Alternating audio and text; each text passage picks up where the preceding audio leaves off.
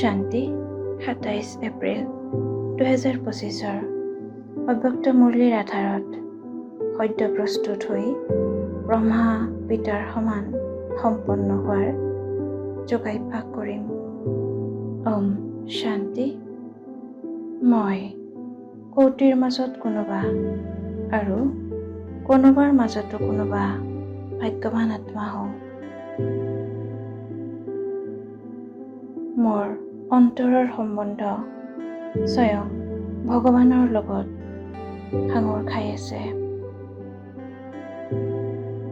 মোৰ ভিতৰত বহুখিনিয়ে বিশেষত্ব আছে।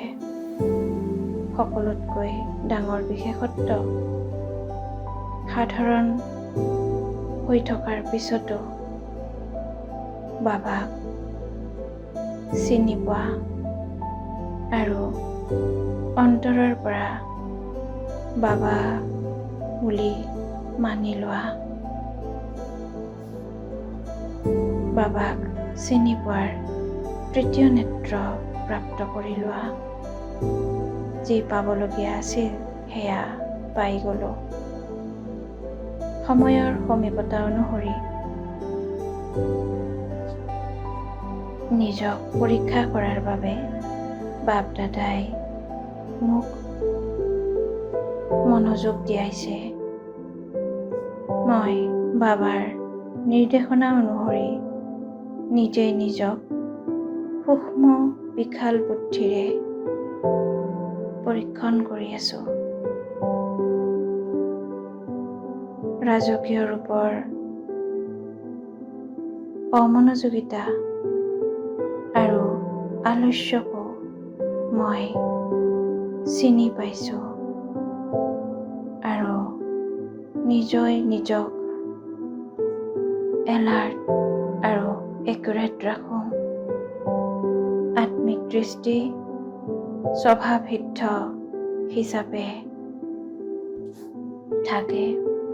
সদায় শুভ ভাৱনা, শুভকামনা আৰু আশীৰ্বাদ দিওঁ।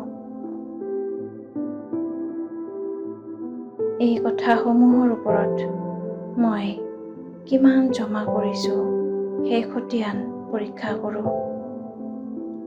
এয়া সময়ে হৈছে জমাৰ খতিয়ান বঢ়োৱাৰ। এতিয়াৰ জমা অনুসৰিয়ে মই উচ্চ পূজ্য দেৱী দেৱতা হ'ব পাৰিম। উচ্চ ৰাজ্য প্ৰাপ্তকৰ্তা হ'ম। বিধিপূৰ্বক জমা কৰোঁ। সেইবাবে মোৰ পূজাও বিধিপূৰ্বক হয়। বাপ দাদাৰ মোৰ ওপৰত বহুত মৰম আছে। বাবাৰ ইচ্ছা অনুসৰি মই বাবাৰ সমান সম্পন্ন আত্মা হওঁ। বাবাৰ সমান সেৱা কৰোঁতেও মই বেহদত থাকোঁ, উপৰাম থাকোঁ, যোগত ৰুচি ৰাখোঁ। সেৱাত ব্যস্ত থকা স্বত্বেও যোগৰ ওপৰত সম্পূৰ্ণ মনোযোগ ৰাখোঁ। স্মৃতিৰ ওপৰত মনোযোগ ৰখাৰ বাবে সেৱাত যি সদৰ ভাৱ উৎপন্ন হয় তাৰ পৰা উপৰাম থাকোঁ, বেহদত থাকোঁ। নাম, মান আৰু পদ পজিশ্যনৰ সূক্ষ্ম ইচ্ছাৰ পৰাও মই উপৰাম থাকোঁ। মই বহুত কালৰ তীব্ৰ পুৰুষাৰ্থত থাকোঁ।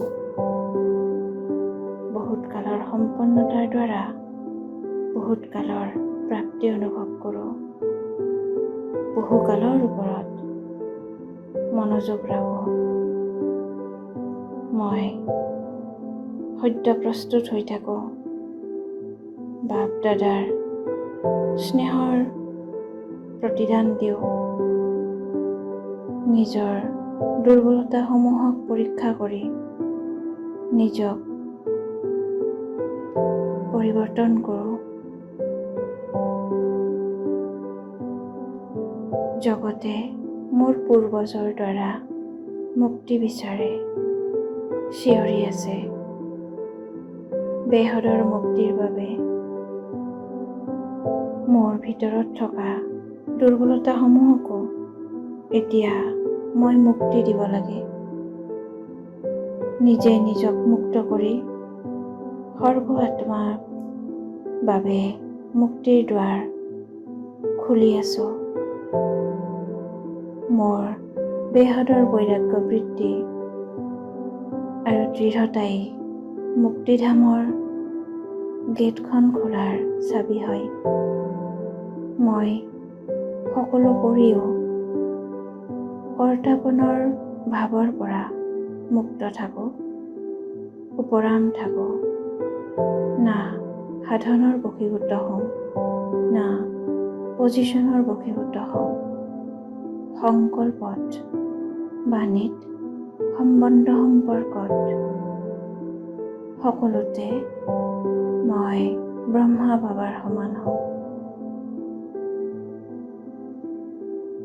মই নিজৰ ওপৰত সম্পূৰ্ণই নিশ্চিত যে মই ব্ৰহ্মা বাবাৰ সমান হওঁতা আত্মা হওঁ। বিজয় মোৰ জনমৃত্য অধিকাৰ। ওম শান্তি।